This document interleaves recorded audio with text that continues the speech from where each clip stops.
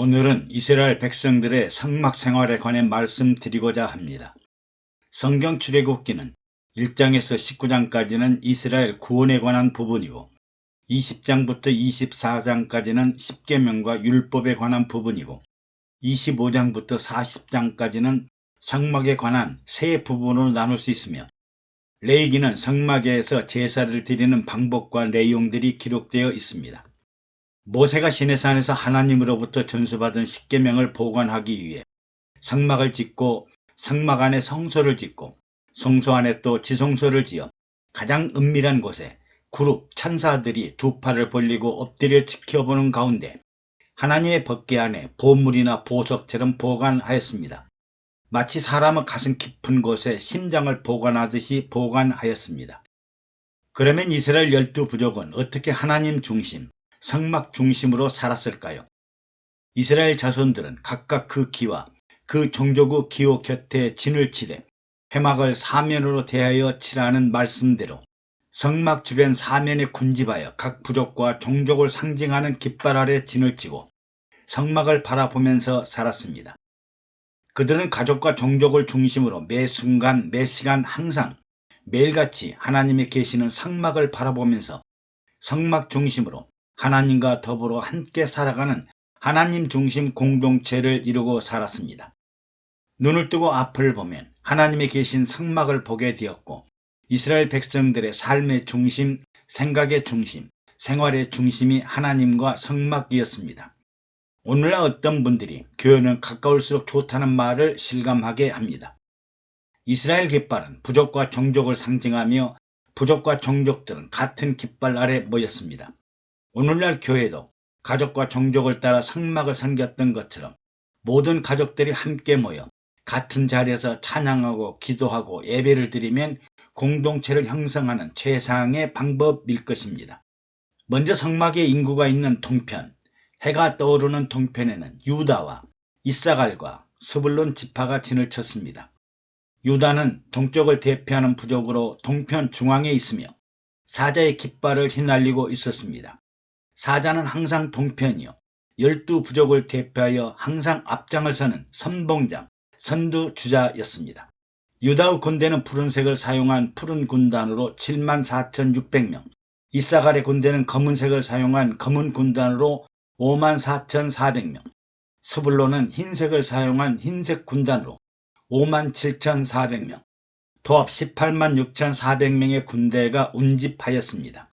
남쪽에는 루벤과 시몬과 갓지파가 암사슴 깃발 아래 모여 살았습니다. 루벤 지파는 붉은색을 사용하는 붉은 군단으로 46,500명, 시몬 지파는 그린색을 사용한 그린 군단으로 59,300명, 갓지파는 회색을 사용하는 회색 군단으로 45,600명, 도합 151,450명의 군대가 모여 살았습니다. 서편에는 에브라임과 므낫세와 베냐민 지파가 어린 소년을 상징하는 깃발 아래 모였습니다. 모두가 라헬의 자녀들로 에브라임과 므낫세는 요셉의 아들이요 베냐민은 요셉의 동생입니다.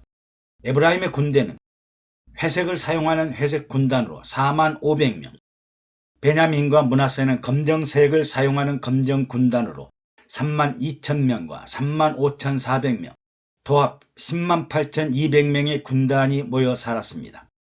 북쪽에는 단과 납달리와 아셀 지파가 뱀을 상징하는 깃발을 사용했는데 야곱이 아들 단을 축복할 때 뱀을 상징하여 축복하였기 때문입니다. 단 지파는 사파이어 색을 사용하는 사파이어 군단으로 62,700명, 납달리는 자주색을 사용하여 자주색 군단으로 41,500명, 아셀 지파는 진주색을 사용하는 진주 군단으로 53,400명, 도합 157,600명의 군대가 모였습니다. 이상 동서남북 모든 진의 계수를 받은 군대의 숫자는 603,550명이었습니다. 성막을 중심으로 동편에 18만 명, 남편에 15만 명, 서편에 11만 명, 북편에 16만 명, 도합 60만 명이고 여기에 여자나 어린아이, 노인들까지 포함한다면 이보다 훨씬 많은 인구였을 것입니다. 이는 마치 구름처럼 많았고 높은 하늘에서 보면 마치 메뚜기 떼처럼 보였을 것입니다. 그리고 성막을 둘러싸고 성막과 12부족 사이에는 레위 자손들이 동서남북에 거주하면서 성막을 지키고 봉사하였습니다. 즉 동편에는 모세와 아론과 아론의 자손들이 진을 치고 성소를 지키고 법궤를 어깨에 메고 이동을 하였으며, 남쪽에는 레위의 고핫 자손들이 성막을 지키고 떡상과 등대와 단들을 옮겼으며, 서쪽에는 레위의 게르손 자손들이 성막을 지키고 성막과 성소의 휘장과 덮개를 옮기는 일을 하였고, 북쪽에는 레위의 무라리 자손들이 성막을 지키고 성막의 널판과 기둥과 받침대를 옮기는 일을 했습니다. 이렇게 보면 이스라엘 백성들은 성막 사면을 둘러 진을 치고 살았으나 성막 주위에는 레위 자손들이 굳게 지켜 함부로 성소 주위에 다가갈 수 없고, 반드시 레위인들의 인도와 지도를 받아야 성막에 가까이 갈 수 있었습니다. 성막과 성소는 거룩한 하나님이 임재하는 곳이므로 거룩하게 제사를 드려야 했고, 성막을 지키는 일, 보호하는 일, 이전하는 일은 아무나 함부로 망령되게 하지 못하도록 하였습니다. 1997년 겨울에 미국 LA의 비버리 힐즈에 있는 유대인 회당을 방문한 적이 있는데 놀라운 말을 들었습니다. 회당 복도 한쪽 벽에 회당을 섬겼던 분들의 가계도가 있다고 했습니다. 누구누구가 언제까지 회당을 섬겼던 기록들을 마치 생명록이나 행위록처럼 벽에 걸어두었다고 합니다. 먼 훗날 그들의 후손들이 회당을 찾으면 그때의 일들을 전한다고 하니 후손들이 얼마나 은혜를 받았겠습니까? 이때 나는 생각했습니다. 우리나라 교회들도 교회를 섬겼던 가게들을 생명록이나 행위록처럼 비치해두면 후손들이 얼마나 조상들을 자랑하고 존경하고 교회를 사랑하게 될까 하는 마음이 들었습니다. 종족과 부족을 따라 섬겼던 유대인들의 모습이 자랑스러웠습니다. 다음은 성막의 이동은 어떻게 했을까요? 성막은 철저한 하나님의 인도 가운데 구름 기둥과 함께 이동을 했습니다. 구름 기둥이 옮겨가면 성막도 옮기고, 구름 기둥이 멈추면 성막도 멈추어 이틀이든지 한 달이든지 1년이든지 구름이 성막 위에 머물러 있으면 진행하지 않았습니다. 성막을 세운 날에는 구름이 성막을 덮었고, 저녁이 되면 성막 위에 불모양 같은 것이 나타나 아침까지 머물렀는데, 낮에는 구름 기둥에 밤에는 불기둥이 항상 덮고 있었습니다. 회당의 이동 순서는 이렇게 진행되었습니다.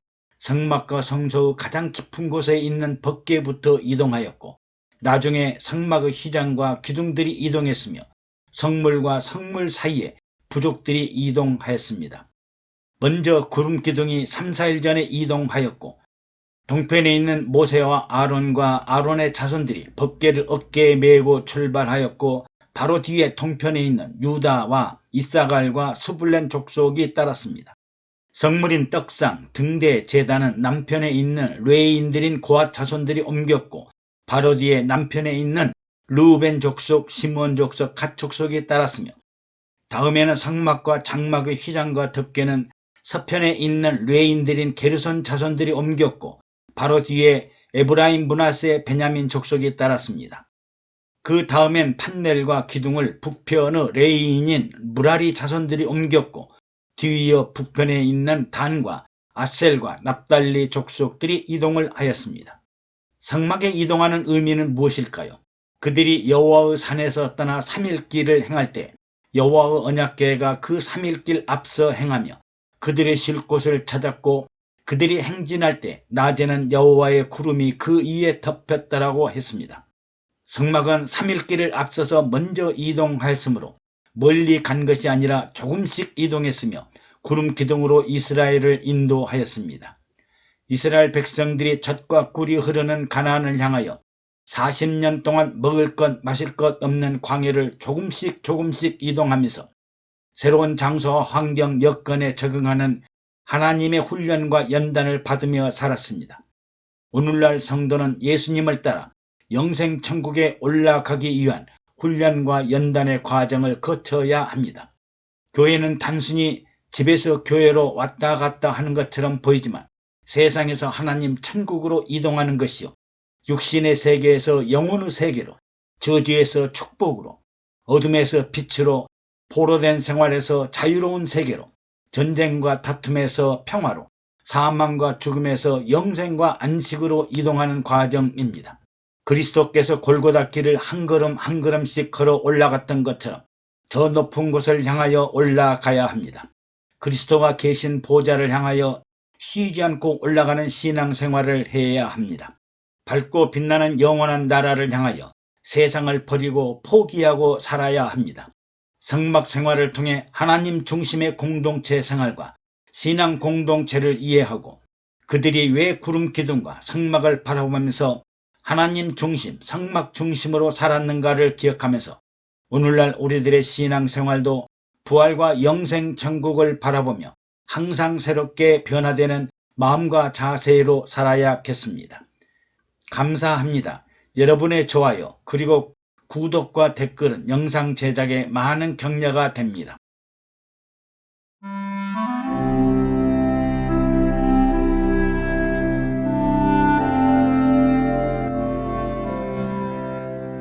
오늘은 성막의 양의 문에 대해 말씀드리고자 합니다. 아담은 불순종으로 에덴 동산에서 쫓겨난 후 하나님께 나아가는 길은 닫혀버렸고 그 후 아무도 에덴 동산에 들어가지 못하고 천국문은 닫힌 문이 되고 말았습니다. 하나님이 그 사람을 쫓아내시고 에덴 동산 동편에 그룹들과 두루 도는 화형검을 두어 생명나무의 길을 지키게 하시니라. 요한계시록에는 빌라델피아 교회에게 다윗의 열쇠를 가지신 이 곧 열면 닫을 사람이 없고 닫으면 열 사람이 없는 그이가 내 앞에 열린 문을 두었는데 능히 닫을 사람이 없으리라고 하셨습니다. 우리는 항상 천국 낙원에 들어가는 문, 하나님 앞에 나아가는 문에 관심을 가져야 합니다. 성막은 죄인이 하나님을 만나러 가는 길이요 약도입니다. 당자가 아버지를 만나러 가는 길이요 잃어버린 하나님 아버지를 찾아가는 길입니다. 하나님은 성막에 계시므로 하나님을 찾고 만나려면 반드시 성막으로 가야 합니다. 구약은 양이 죽어야 죄인이 살고 신약은 세상 죄를 지고 가는 어린 양인 예수가 죽어야 죄인이 살 수 있습니다. 성막은 가로 25m, 세로 50m의 직사각형이고 높이는 2.5m로 동편에 문이 있고 남편, 북편, 서편은 울타리로 둘러져 있습니다. 2.5m의 높이는 성인의 키보다 높으므로 외부와 내부가 단절되어 밖에서는 안에서 일어난 일을, 안에서는 밖의 일을 볼 수 없습니다. 일단 성막 안에 들어가면 세상과 단절되고 차단되어 오직 위로 하늘만을 바라보게 되므로 세상적인 생각, 세상적인 마음, 세상의식 등을 떨쳐버리고 오직 제사장들과 레인들이 하는 대로 하면 됩니다. 울타리 기둥은 모두 60개의 노수로 되어 있고 동쪽과 서쪽에 각각 10개씩, 북쪽과 남쪽에 20개씩 세워져 있습니다. 그리고 울타리의 휘장은 깨끗한 새 마포로 되어 있습니다. 성막에는 오직 하나의 문이 동편에 있습니다. 12부족이 어디에 살든지 오직 이 문으로만 출입할 수 있습니다. 다른 문은 없습니다. 오직 하나의 문이 있을 뿐입니다. 예수님은 내가 곧 길이요 진리요 생명이니 나로 말미암지 않고는 아버지께로 올 자가 없느니라고 하시고 자신이 아버지께 가는 유일한 길이라고 가르치셨습니다. 동쪽은 해가 떠오르는 곳이요 광명의 햇빛이 있는 곳이요 희망과 소망이 있는 것이요 어둠이 없는 밝은 곳을 상징합니다. 이렇게 성막은 세상과 단절되고 차단된 곳에서 밝고 빛나는 세마포와 녹기둥으로 둘러져 있는 구별된 곳에서 죄의 문제를 해결하는 장소이고 용서받는 장소입니다. 모든 길에는 문이 있습니다. 그리고 문이 있다는 것은 바로 길이 있다는 것을 암시합니다. 축복에 이르는 길, 구원에 이르는 길, 천국에 이르는 길, 행복에 이르는 길, 영생에 이르는 길이 있습니다. 사람들은 바로 이 길을 찾기 위해 부단한 노력을 합니다. 그리고 그 길에는 반드시 문이 존재합니다. 마지막 관문을 통과해야 예비된 것들을 누릴 수 있습니다. 세상은 넓고 넓어 길이 없는 것처럼 보입니다. 예를 들어 중국이나 미국이 넓고 넓어 길이 많을 것처럼 보이지만 출입국 관리국이라는 관문을 통과하지 않으면 불법 입국자가 됩니다. 천국도 문이 활짝 열려 있는 것처럼 보이지만 예수 그리스도의 문을 통과하지 않으면 도적이요, 절도요, 강도요, 불의한 자요, 불법을 행하는 사람이 됩니다. 내가 진실로 진실로 너희에게 이르노니 양의 우리의 문으로 들어가지 아니하고 다른 데로 넘어가는 자는 절도며 강도요 문으로 들어가는 이가 양의 목자라고 하셨습니다. 그리고 세상 어디에든지 문이 없는 곳이 없습니다. 집에도 문이 있고 차에도 문이 있고 비행기에도 문이 있고 건물에도 문이 있고 엘리베이터에도 문이 있고 심지어 천국에도 문이 있고 지옥에도 문이 있습니다. 또 예수님은 자신을 나는 양의 문이라고 하였습니다. 내가 진실로 진실로 너희에게 말하노니 나는 양의 문이라. 내가 문이니 누구든지 나로 말미암아 들어가면 구원을 얻고 또 들어가며 나오며 꼴을 얻으리라고 말씀하셨습니다.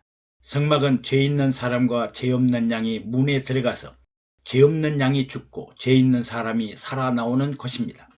아무런 죄가 없는 양은 사람의 죄를 감당하고 피를 흘려 죽어야 하고 죄 있는 사람은 어린 양에게 자기 죄를 전가하여 죄값을 대속하고 용서를 받아 다시 살아나오는 문입니다.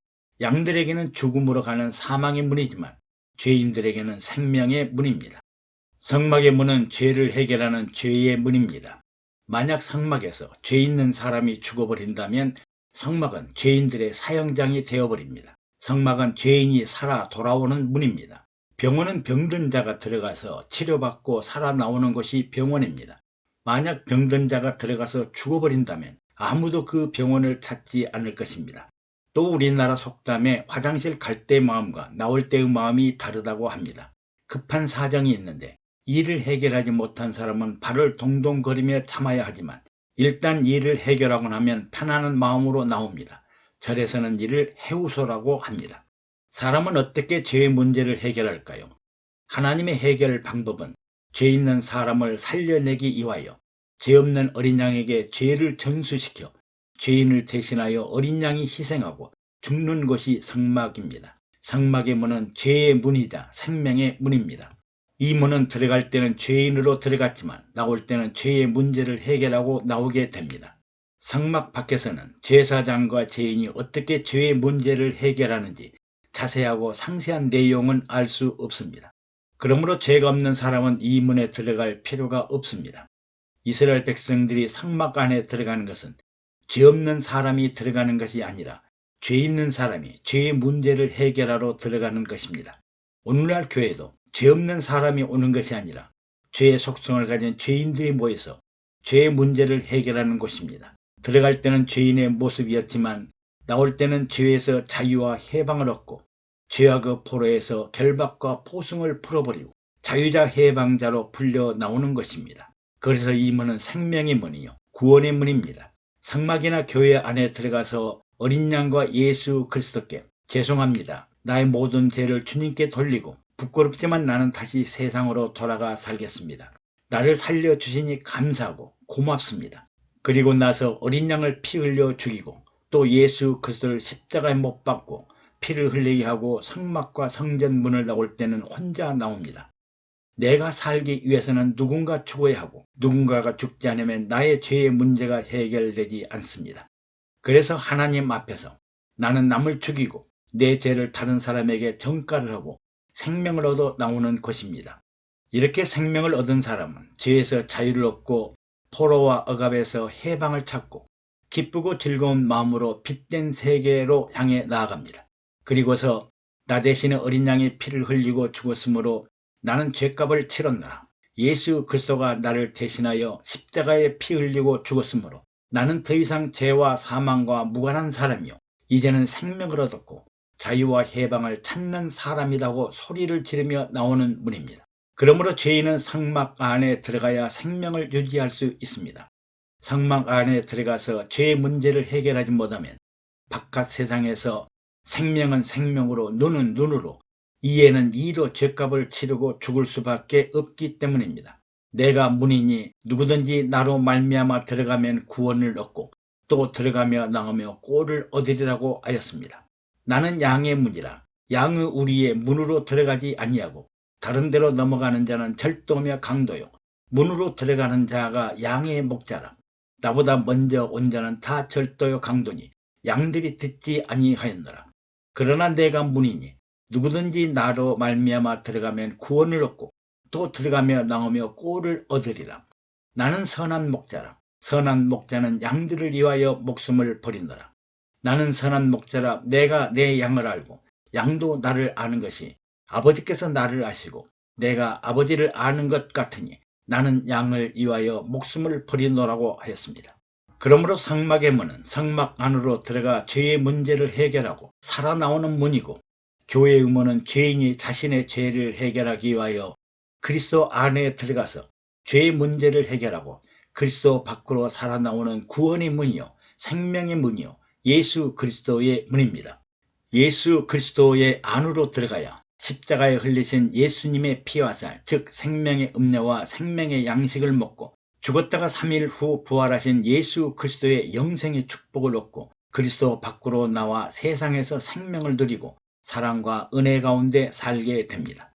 성막 안에, 교회 안에, 그리스도 안에 들어가야 생명의 말씀이 공급되고 영혼의 빛이 공급되고 사랑과 은혜가 공급되고 새로운 생명과 영생의 축복을 받고 다시 성막 밖으로, 교회 밖으로, 그리스도 밖으로 살아나오는 성막의 문이요 교회의 문이요 그리스도의 문이 되기를 간절히 축원합니다. 감사합니다. 여러분의 구독과 좋아요 그리고 댓글은 영상 제작에 많은 격려가 됩니다.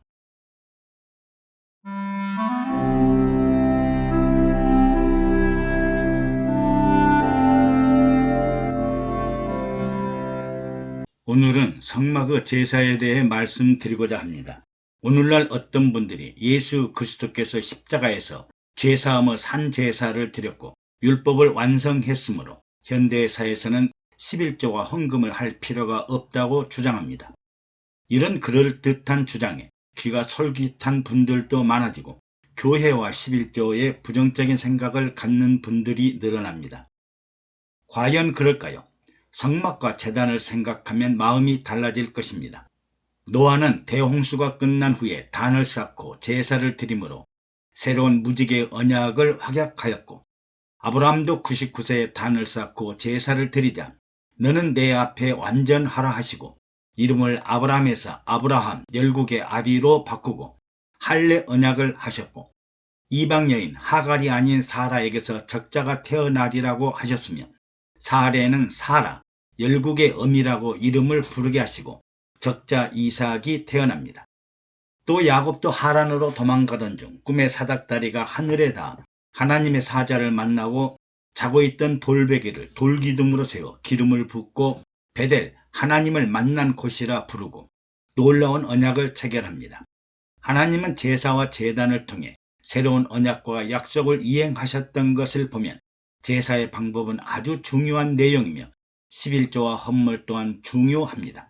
또 예수님께서 거룩한 산제사를 드렸으므로 제물이나 헌물을 안 드려도 되는 것이 아니라 더욱더 구원에 감사하고 화평함과 영생의 약속을 위해 11조와 헌물을 드려야 합니다.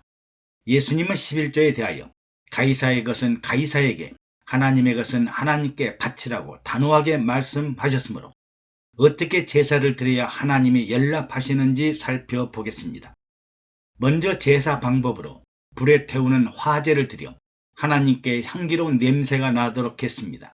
삶거나 볶거나 찌거나 하는 경우는 극히 일부였고 대부분 화제로 불로 태웠습니다.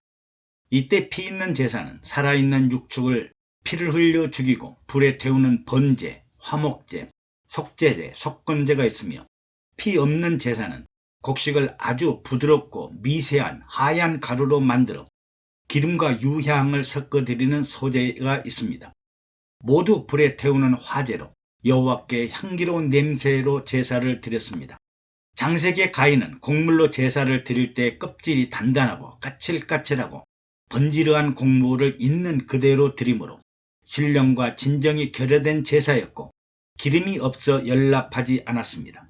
그러나 아벨의 제사는 생축을 죽여 피를 흘리고 찢기고 부서지고 망가지는 피의 제사를 드려 하나님이 연락하셨습니다.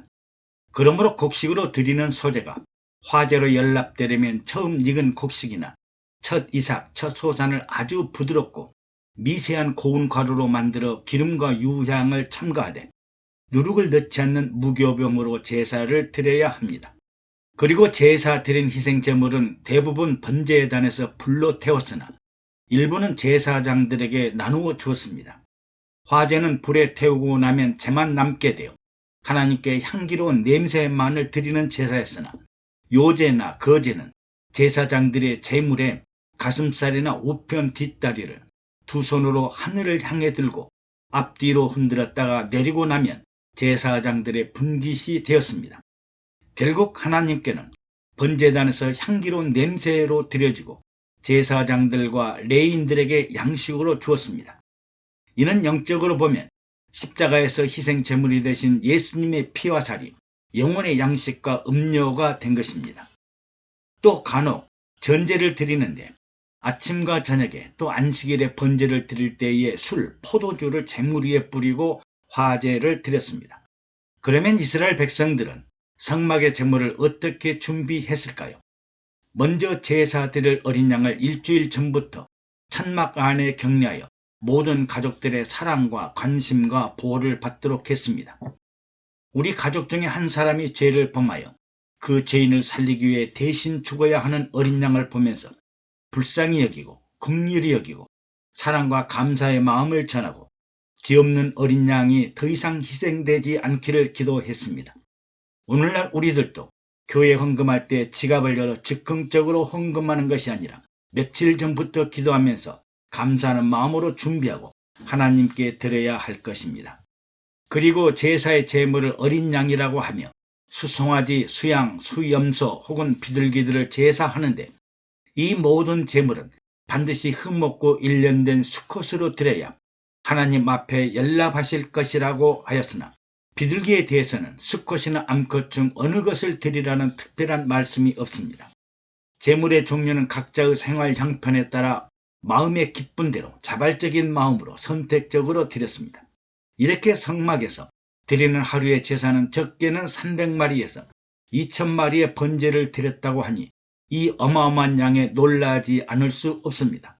다음에 죄인이 집에서 어린 양을 이끌고 성막 양의 문으로 들어가서 제사장의 인도를 받아 제사장과 죄인이 번제물의 머리에 손을 얹고 죄인의 죄가 양에게 전가되었음을 선언하고 안수를 할지니 그리하면 연락되어 그를 위하여 속죄가 될 것이라고 하였습니다. 다음에는 제사장들은 어린 양을 잡고 흘린 피를 번제단으로 가져가 손가락으로 번제단 뿔에 찍어 바르고 나머지 피는 전부를 단 밑에 쏟으라고 하여 성막 안에는 피냄새가 진동했을 것입니다. 상상과 이해가 어렵기도 합니다. 그리고 희생 번제물의 가죽을 벗기고 뼈를 각을 떠서 발라내고 머리와 기름을 잘라내고 육체의 정결한 살만을 번제단에 올려놓고 불에 태워 화제를 드렸습니다. 이는 여호와께 향기로운 냄새라고 했습니다. 쉽게 말하면 제물의 가죽을 벗기고 머리를 자르고 뼈를 발라내고 몸통 안에 있는 내장과 내장에 붙은 기름을 분리하고 멱통과 더러운 것들을 따로 분리하여 살과 깨끗한 내장과 기름을 그대로 번제단에서 화제로 드리고 일부 내장과 정강이는 물로 깨끗이 씻어 제단 위에서 불로 태워 제사하라고 했습니다. 제사마다 상세한 내용을 말하기는 어렵습니다. 그리고 짐승의 가죽과 머리, 뼈, 그리고 멱통과 더러운 것, 내장과 똥은 진 바깥에 재를 버리는 곳으로 가져다가 나무 위에 불로 사르되 곧 재버리는 곳에서 살을 찌니라고 했습니다. 물론 뼈와 내장과 머리와 가죽들은 제사의 종류에 따라 별도의 처리를 하였습니다. 본격적인 제사의 종류는 화제로 드리는 번제, 화목제, 속죄제, 속건제, 소제가 있습니다. 번제는 육신으로 말미암은 속죄와 육신을 하나님께 헌신하고자 하는 표현으로 어린 양을 번제로 드렸습니다. 일반적인 11조와 헌금과 같습니다. 육신의 죄악을 깨닫도록 아무 흠이 없는 어린 양의 육신을 제단 위에서 완전히 불살라지듯이 온전한 헌신을 통해 자신을 하나님께 드리기 위한 제사입니다. 너희 몸을 하나님이 기뻐하시는 거룩한 산제사로 드리라. 이는 너희의 드릴 영적 예배니라고 하신 것처럼 자신을 하나님께 드리는 가장 일반적인 제사요 예배입니다. 소제는 피 없는 하얀 곡물가루로 드리는 피 없는 제사입니다. 첫 소산, 첫 열매, 처음 익은 곡식을 고운 가루로 만들어 기름과 유향을 첨가하여 화제로 드리되 누룩을 넣지 않는 무교봉을 드려 화덕에 굽거나 번철에 붙이거나 솥에 삶아 드리는 제사입니다. 미세하고 부드럽고 하얀 소재는 온유한 마음과 정결한 마음을 상징하며 은혜와 축복에 감사하고 경배하는 제사로 제사장들과 레인들에게 음식을 제공하는 감사의 예물로 볼 수 있습니다. 화목제는 사람과 하나님의 완전한 관계, 평화로운 관계를 유지하기 위하여 드리는 제사입니다. 화목제는 소나 염소나 양을 드리되 암수를 구별하지 않고 의무적인 제사가 아니라 자발적이고 선택적인 제사로 백성들이 자원하거나 서원할 때, 또 특별히 감사할 때 드리는 제사이며, 화목제물은 제사장과 제사 드리는 사람들이 동시에 즐길 수 있는 축제와 같은 제사입니다. 교회에서 특별 부흥의 특별 새벽 기도회와 같은 성격입니다. 속죄제는 자신이 저지른 죄와 허물에 대하여 하나님께 용서를 빌고 대속하기 위한 속죄의 제사입니다. 여러 가지 희생 제사 중에서도 가장 중요하고 기본적인 의무적으로 드리는 제사가 속죄제입니다. 속죄제는 예수 그리스도의 십자가 죽음과 부활을 생각해보면 구원과 용서가 중심을 이루는 제사입니다. 다음으로 속건제는 주로 하나님과 이웃에게 해를 끼쳤을 경우 드리는 의무 제사라고 할 수 있습니다. 속죄제는 여호와의 성물에 대하여 그릇된 죄를 범하거나 이웃과 관련하여 율법을 어기거나 인간 상호 간에 죄를 범했을 경우에 속건제를 드렸습니다. 즉 사회적인 죄, 도덕적인 죄를 속죄하기 위하여 드렸습니다. 제사는 화제로 드렸으며 육축으로 드리는 피 있는 제사와 하얀 곡물가루로 드리는 피 없는 제사를 드렸고, 제사 제물을 처리하는 방법으로 요제와 거제가 있으며 번제와 소제, 화목제, 속죄제, 속건제로 대략 구별할 수 있습니다. 우리도 하나님이 연락하시는 향기로운 냄새가 있는 제사를 드려야겠습니다. 감사합니다. 여러분들의 구독과 좋아요, 댓글은 영상 제작에 많은 격려가 됩니다.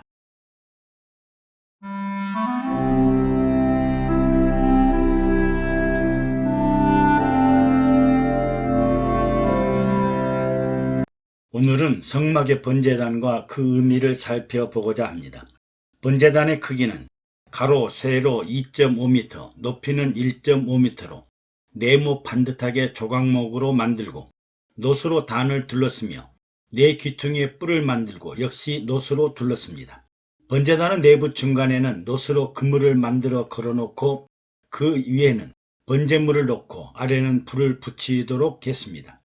또 번제단의 부속 도구들로는 재를 담는 통과 부삽과 대야와 고기 갈고리와 불 옮기는 그릇이 있는데 모두 노수로 만들었습니다.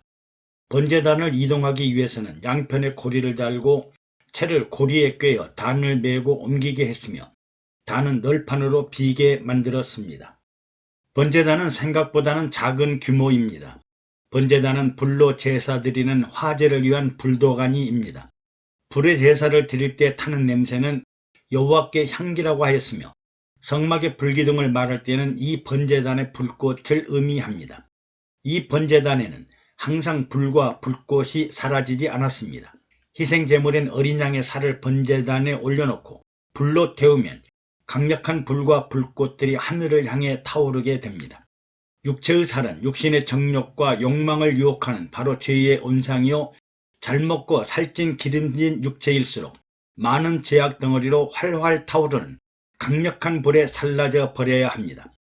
오늘날 교회도 기도의 불도가니, 성령의 불도가니 속에 육신의 정욕, 안목의 정욕과 이생의 자랑을 불러오는 육체를 활활 타오르게 하는 불도가니 속에서 죄와 같이 흔적도 없이 태워버려야 죄사함받고 용서받는 권능의 제단이 될 것입니다. 번제단은 조그마한 크기지만 죄인이 피를 흘리지 않거나 죄를 완전하게 태워버리지 않고는 죄사함을 받지 못하고 하나님 앞에 나아갈 수 없습니다. 번제단은 사람의 쓰레기 같은 죄를 태우는 소각장이요, 흉과 허물로 더럽혀진 육체의 죄악을 씻어내는 목욕탕과 같고 죄악 덩어리인 육체를 태우는 용광로나 화장터와 같은 곳입니다. 번제단에는 불꽃 튀는 피가 있어야 합니다. 제사장은 어린 양의 피를 가져다가 번제단 사면의 뿔에 발라야 합니다. 이때 뜨거울 대로 뜨거운 뿔에 피를 바를 때는 마치 뜨거운 기름가마에 물을 부을 때 튀기는 것처럼 어린 양의 핏방울들이 불꽃 튀기듯이 튀겨지고 타오를 것입니다. 피가 없는 식물들은 활동하지 못하고 제자리에 항상 멈추어 있지만 피를 가진 동물은 활동력이 있을 뿐만 아니라 감정과 욕망과 욕심이 불꽃처럼 분노하고 혈계를 부리며 괴성을 지르고 죄를 짓게 됩니다. 죄를 짓게 하는 개인들의 생각과 의지나 행위는 하나님이 보이지 않아 순간의 욕망과 욕정의 유혹이 인생을 망쳐버리고 맙니다. 그 피를 번제단 뿔에 바르고 번제단 주위에서 태워버려야 합니다. 그러므로 번제단 주위에는 피의 강물이 흐를 정도입니다. 하루에도 300에서 2000마리의 어린 양의 피를 뿌린다면 붉은 피가 바다와 강물을 이룰 것입니다. 피가 없는 제단은 번제단이 아닙니다. 이때 제사 드리는 사람은 피 묻은 번제단의 뿔을 잡고 아뜨거 아뜨거 하면서 자기 대신 타 죽어가는 어린 양을 보면서 그 어린 양의 살이 다 탈 때까지 눈물의 회개 기도를 하면서 바라보아야 합니다. 뜨거운 뿔을 어떻게 오래 참고 붙잡고 있었을까를 생각해 보십시오. 번제단에서 어린 양은 반드시 피를 흘리고 죽어야 하며 불꽃 속에서 태워져 재가 되어야 합니다.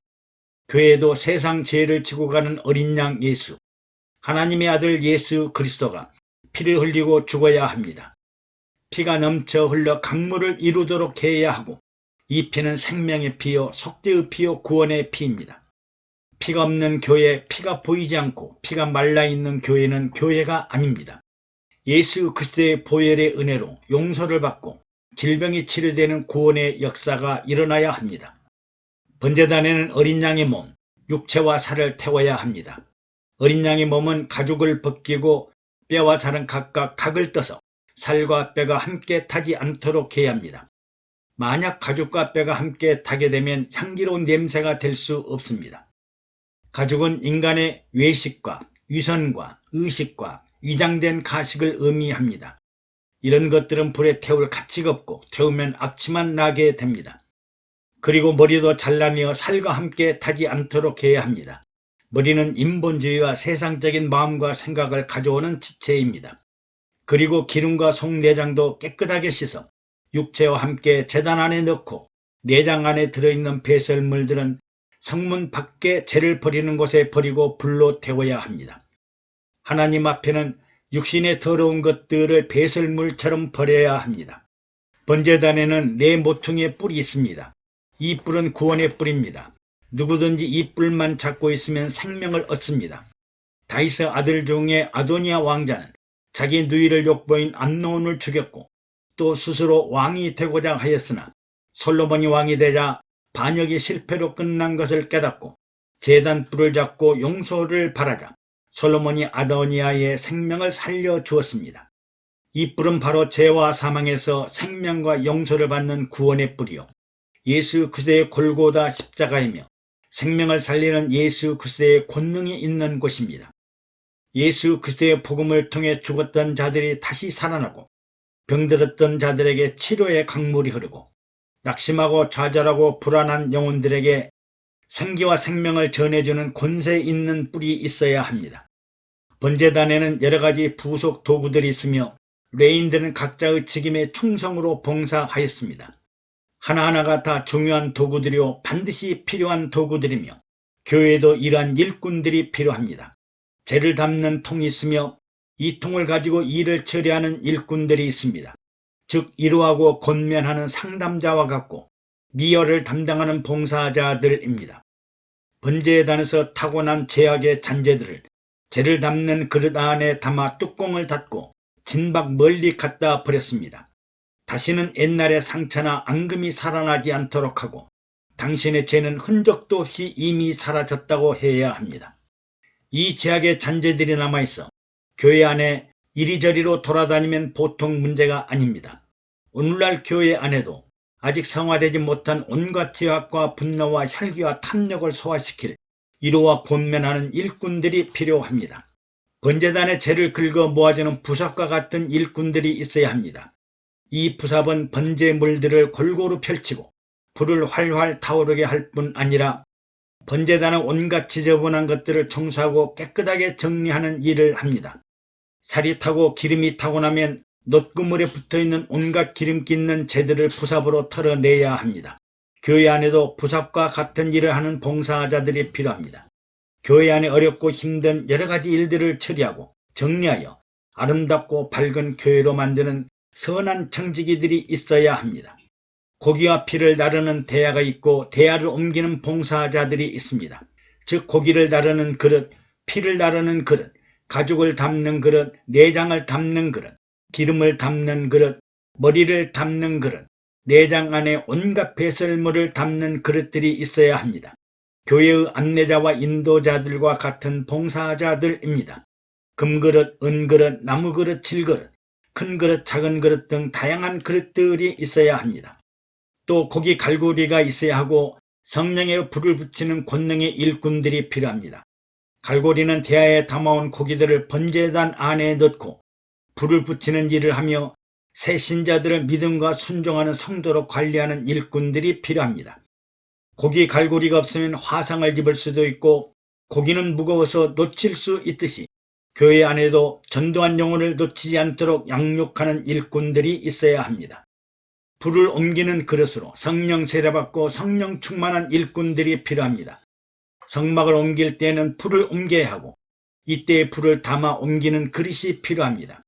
불을 옮기는 그릇은 오늘날 성령의 불을 붙이는 성도들로 선교와 전도의 불꽃을 전파하는 일꾼들이 많아야 교회가 부흥합니다. 영혼 구원의 불을 당기는 기도하는 일꾼, 전도하는 일꾼, 성령 충만한 일꾼이 성령의 불을 이리저리로 옮겨 붙여야 합니다.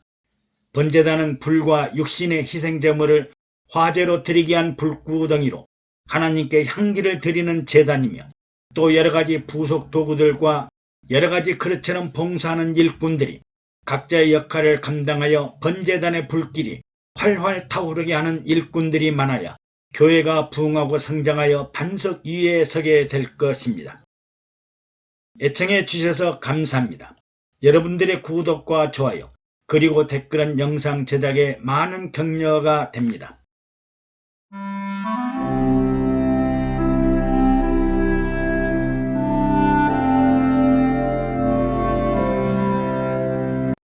오늘은 성막의 물두멍과 유대인의 정결의식에 관해 말씀드리고자 합니다. 물두멍은 청동구리로 만든 물을 담아둔 커다란 대야로 바다 또는 두멍이라고 부르며 번제단과 성소 사이에 두어 제사장들이 성소를 출입할 때 반드시 손과 발을 씻도록 하는 성결과 정결의 장소입니다. 제사장들은 성소에 들어갈 때뿐 아니라 성소에서 화제를 드리러 나갈 때에도 먼저 수족을 씻어야 죽음을 면하리라고 하였습니다. 정결하거나 거룩하지 못하면 남을 위한 제사를 드리러 가는 것이 아니라 자신이 죽는 제사를 드리는 정결한 의식입니다. 유대인들의 정결의식을 보면 유대인들은 가정마다 결례에 사용하는 물항아리를 두었습니다. 실제로 가나 혼인잔치에 포도주가 떨어졌을 때 6개의 물항아리에 물을 가득 채운 후에 연회장에게 물을 갖다 주었더니 물이 변하여 포도주가 되는 기적을 체험합니다. 물두멍의 크기는 초기 성막에는 기록이 없으나 솔로몬 시대에 와서 성전을 지으면서 직경이 10규빗 약 4.5m, 둘레가 30규빗 약 13.5m, 깊이는 5규빗 2.3m, 두께는 한 손바닥 정도 10cm 정도라고 합니다. 솔로몬의 성전에는 이런 물두멍을 남편과 북편에 각각 5개씩 두었으니 그 규모를 상상하기 어렵습니다. 아마도 현대적인 의미로 보면 큰 목욕탕 욕조가 좌우 5개씩 있는 어마어마한 크기일 것입니다. 물두멍은 4개의 받침대 위에 놓여지며 항상 물로 가득 채워져 있습니다. 성막에 봉사하는 레인들은 물을 길러다가 물두멍을 채워야 하므로 성막 주변에는 우물이나 오아시스가 있어야 하고 물을 따라 물을 보고 성막을 이동했을 것입니다. 중동 지역은 원래 물이 부족한 광야요 산악지역으로 비가 와도 즉시 땅속으로 스며들어서 물을 발견하기 어렵고 겨우 오아시스나 강에 가야 물을 발견할 수 있습니다. 그런데 성막은 물두멍에 물을 항상 채워야 하므로 물을 길러오기 쉬운 지역을 따라 이동을 했을 것이며 유대인들은 가는 곳마다 광야에서 우물을 파는 전문가들이라고 보면 됩니다. 그러므로 우리는 물두멍의 크기나 규모보다는 이스라엘 백성들의 정결한 신앙 문화 의식에 중점을 두고 살펴볼 필요가 있습니다.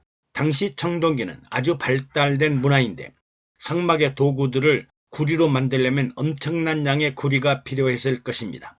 유대인들은 이 청동기로 칼이나 창이나 방패를 만드는 대신에 성막에 사용하는 모든 도구들을 구리로 만들었던 것을 보면 전쟁을 준비하는 나라가 아니라 하나님 중심의 신본주의 신앙생활에 모든 심혈을 기울였다고 보아야 합니다.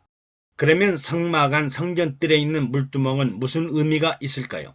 번제단에서 어린 양의 속죄 제사를 보면서 죄악의 몸통을 불에 태워야 하는 죄의 심판에 대한 절절한 참회를 하게 됩니다. 그리고 물두멍에 나가서 손과 발과 얼굴에 묻었던 피를 깨끗하게 씻어 정결하게 되면 죄에서 자유와 해방을 찾는 새 사람으로 거듭나고 변화됨을 발견하게 됩니다. 즉 번제단에서 죄사함, 용서의 영적 확신과 함께 물두멍에서 새 사람으로 거듭난 중생의 정결 의식을 했습니다. 먼저 성막을 자세하게 구별한다면 성전 마당과 성소 그리고 지성소로 구별하여 삼위일체 하나님이 사역하시고 임재하시는 곳임을 알 수 있습니다. 번제단과 물두멍이 있는 성전 마당은 성자 예수님의 십자가 죽음, 사랑과 용서, 세례와 중생의 정결함과 순결함을 이루는 곳이라면 떡상, 촛대, 향단이 있는 성소는 성령님이 사역하시는 장소로 볼 수 있고 법궤와 그룹 천사가 있는 지성소는 성부 하나님이 사역하시는 장소로 볼 수 있습니다. 우리는 성막의 번제단과 물두멍을 통해 죄사함과 거듭난 중생의 은혜를 항상 잊지 말아야 합니다. 번제단과 물두멍을 통해 죄사함 용서를 받아 죄의 흔적을 깨끗이 씻고 자유와 해방을 얻었기 때문입니다. 마치 탄광의 강부가 하루 종일 석탄 가루 속에 일하다가 일을 마치면 샤워를 하고 집으로 돌아가고 하루 종일 기름을 만지던 기술자들이 일과 후에 샤워를 하고 집으로 돌아가는 것과 같습니다. 성막의 성전 뜰은 바로 예수님의 십자가 사역이 일어난 곳입니다. 그가 찔림은 우리의 허물을 인하며 그가 상함은 우리의 죄악을 인함이라. 그가 징계를 받음으로 우리가 평화를 누리고 그가 채찍에 맞음으로 우리가 나음을 입었도다. 우리는 다 양 같아서 그릇 행하여 각기 제 길로 갔거늘 여호와께서는 우리 무리의 죄악을 그에게 담당시키셨도다. 예수님이 징계를 받고 상함을 받고 채찍에 맞고 피를 흘리고 죽은 곳입니다. 자기 죄를 대속할 어린 양의 생명을 죽여 피를 뿌리고 살을 태우는 번제단의 화제는 그리스도의 십자가 죽음을 의미하며 그리고 물두멍에서 피 묻은 손과 발, 더럽혀진 옷을 깨끗하게 씻고 다시 살아나는 세례의 모습을 볼 수 있으며 같이 왔던 어린 양은 죽고 홀로 양의 문을 나갈 때는 자유와 해방과 생명을 얻게 됩니다. 물두멍은 해방문에서 수종드는 여인들이 사용하던 놋고울로 만들었으며 항상 거울처럼 청결하게 했습니다. 물두멍에서 손과 발과 몸을 씻은 의인은 이제 물두멍의 놋고울을 보면서 신부 화장하는 여인들처럼 아주 깨끗하고 정결하고 아름다운 모습으로 거듭나고 변화되어야 합니다. 그리고 물두멍은 매일 관유를 발라 청결하게 유지했습니다. 너는 액체 몰약 500세겔과 그 반수의 향기로운 육개 250세겔과 향기로운 창포 250세겔과 계피 500세겔을 감람 기름으로 거룩한 관유를 만들어 회중과 증거계에 바르고 상과 그 모든 기구며 등대와 모든 기구며 분향단과 번제단과 그 모든 기구와 물두멍과 그 받침에 발라 그것들을 지성물로 구별하라. 물은 이것에 접촉하는 것이 거룩하리라고 하여 항상 관유를 바르고 청결하게 했으므로 성막의 기구들은 만지기만 하여도 거룩하게 된다고 하였습니다. 오늘날 목회자나 성직자가 되고 나면 죄와는 결별되었다고 착각하는 사람들이 많습니다. 회개할 것도 없고 아무 죄도 없고 아주 경건하고 거룩한 줄로 착각합니다. 천부당 만부당합니다. 오히려 목회자나 성직자일수록 물두멍의 거울을 바라보면서 육신의 죄와 마음의 죄를 발견하고 더 많은 회개를 해야 천국을 소유하게 되고 더 열심히 죄사함을 받아야 더 정결한 주의 종이 되고 더 많은 변화를 겪어야 능력 있는 일꾼이 됩니다. 성막의 물두멍과 관련해서는 예수님도 많은 곳에서 물에 관한 말씀, 세례에 관한 말씀, 중생과 거듭남의 말씀을 하셨습니다. 진실로 진실로 내게 이르노니 사람이 물과 성령으로 나지 아니하면 하나님 나라에 들어갈 수 없느니라고. 물과 성령으로 거듭나야 하나님을 만나고 하나님 나라에 들어갈 수 있다고 했습니다. 또 예수님은 제자들의 발을 씻으면서 내가 너를 씻기지 아니하면 내가 나와 상관이 없느니라. 이미 목욕한 자는 발밖에 씻을 필요가 없느니라. 온몸이 깨끗하니라고 말씀하셨습니다. 또 바울은 무릇 그리스도 예수와 합하여 침례를 받은 우리는 그 죽으심과 합하여 침례 받은 줄을 알지 못하느냐. 그러므로 우리가 그의 죽으심과 합하여 침례를 받음으로 그와 함께 장사되었나니 이는 아버지의 영광으로 말미암아 그리스도를 죽은 자 가운데서 살리심같이 우리로 또한 새 생명 가운데서 행하게 하려 함이니라고 했습니다. 구약의 이스라엘 백성들은 성전 마당에 와서 번제단에 제사를 드리고 물두멍에서 손과 발을 씻고 돌아갔습니다.